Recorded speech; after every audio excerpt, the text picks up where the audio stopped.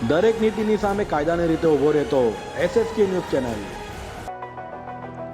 અયોધ્યામાં ભવ્ય રામ મંદિરના પ્રાણ પ્રતિષ્ઠાને લઈ સુરતમાં ઉજવણીનો માહોલ જોવા મળી રહ્યો છે। ત્યારે સુરતના કાપડના વેપારીએ પ્રભુ રામની જીવન યાત્રા એક જ સાડીમાં દર્શાવી છે, તો 4 ભાષામાં 2008 વખત શ્રી રામનું નામ લખ્યું છે।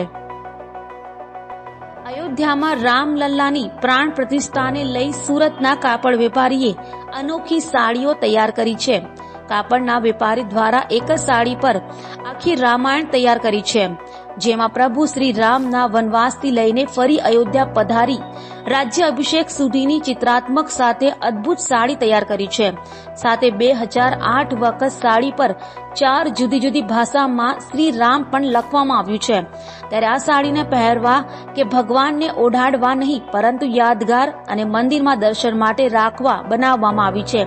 ડિજિટલ પ્રિન્ટ સાથે જુદી જુદી 2 સાડી તૈયાર કરાઈ હોવાનું વેપારીએ જણાવ્યું હતું।